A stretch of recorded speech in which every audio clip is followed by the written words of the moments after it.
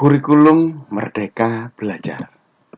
Selamat datang di media belajar IPS kelas 7 yang diasuh oleh Bapak Dr. Andes Sumarno.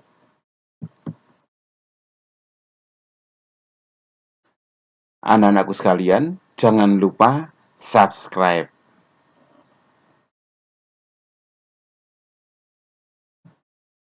Anak-anakku, hari ini kita akan mempelajari tema 1, yaitu keluarga awal kehidupan, dengan subpokok bahasan jenis-jenis alat pemuas kebutuhan. Alat pemuas kebutuhan berdasarkan cara memperolehnya. A. Barang bebas. Barang bebas merupakan barang sebagai alat pemuas kebutuhan yang jumlahnya banyak, bahkan tidak terbatas, serta tidak perlu pengorbanan untuk memperolehnya. Misalnya, sinar matahari. Yang kedua, barang ekonomis. Barang ekonomis merupakan barang yang membutuhkan pengorbanan untuk mendapatkannya. Contoh, pakaian sebagai barang ekonomis. Barang ilit. Barang ilit merupakan barang yang ketika jumlah barangnya terbatas dapat digunakan untuk memenuhi kebutuhan manusia. Sedangkan ketika jumlah barang ini berlimpah, justru menyebabkan bencana bagi manusia.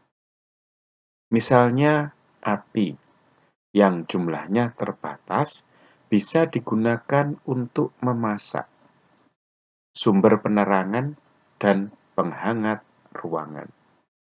Namun ketika api jumlahnya banyak, justru dapat menjadi bencana bagi manusia karena dapat menimbulkan kebakaran. Alat pemuas kebutuhan berdasarkan hubungannya dengan barang lain. 1. Barang substitusi. Barang substitusi merupakan alat pemuas kebutuhan yang berfungsi sebagai pengganti barang lainnya dengan syarat barang tersebut memiliki kegunaan yang sama. Misalnya, nasi dan mie instan, di mana keduanya merupakan sumber karbohidrat yang bermanfaat bagi tubuh.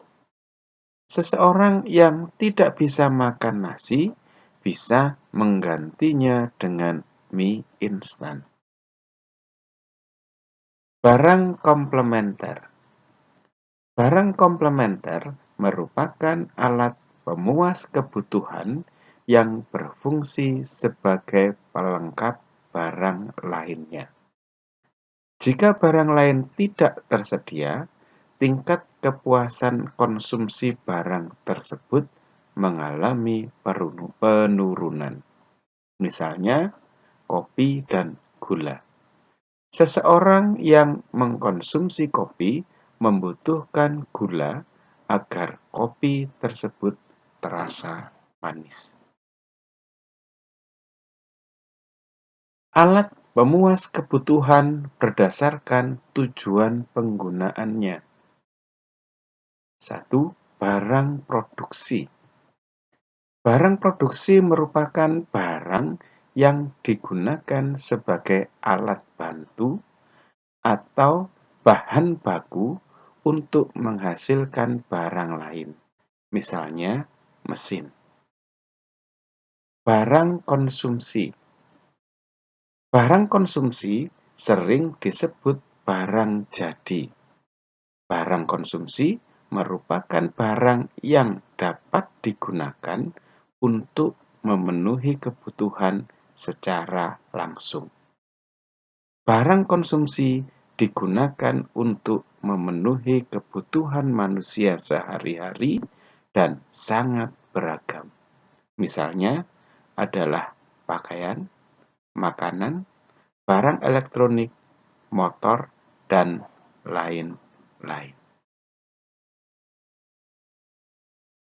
Alat pemuas kebutuhan berdasarkan proses pembuatannya. 1. Barang mentah. Barang mentah sering disebut dengan bahan baku. Barang mentah merupakan barang yang perlu melalui proses produksi sebelum digunakan oleh masyarakat. Misalnya adalah kayu gelondongan. Barang setengah jadi. Barang setengah jadi adalah barang yang belum dapat dikonsumsi dan masih dalam proses produksi. Misalnya adalah tepung gandum yang masih perlu diproses untuk membuat roti. Kayu potong yang perlu diolah untuk menjadi meja dan kursi. Barang jadi. Barang jadi merupakan barang yang dapat digunakan untuk memenuhi kebutuhan manusia. Barang jadi merupakan hasil akhir dari pengolahan barang mentah dan barang setengah jadi. Misalnya adalah roti, kapas, kemasan, meja, dan kursi. Diskusi kelompok. Kelompok 1, kalian membahas kebutuhan pelajar semakin meningkat. Kelompok 2, membahas naiknya BBM mempengaruhi nelayan Indonesia. Kelompok 3, membahas naiknya harga barang di pasar meresahkan ibu rumah tangga. Yang perlu kalian perhatikan adalah 1. Permasalahan apa yang ditampilkan dalam keterangan gambar. 2. Menurut hasil diskusi kelompokmu, hal tersebut dikategorikan kebutuhan apa? 3. Faktor-faktor apa saja yang menyebabkan permasalahan tersebut?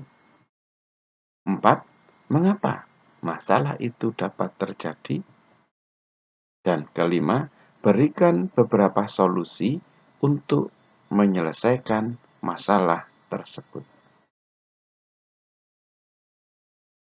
Janganlah pernah menyerah ketika kamu masih mampu berusaha lagi. Tidak ada kata berakhir sampai kamu berhenti mencoba. Brian Tyson. Berbakti untuk negeri. Sumarno Guritno, blogspot.com. Akhirul kalam, wassalamualaikum warahmatullahi wabarakatuh.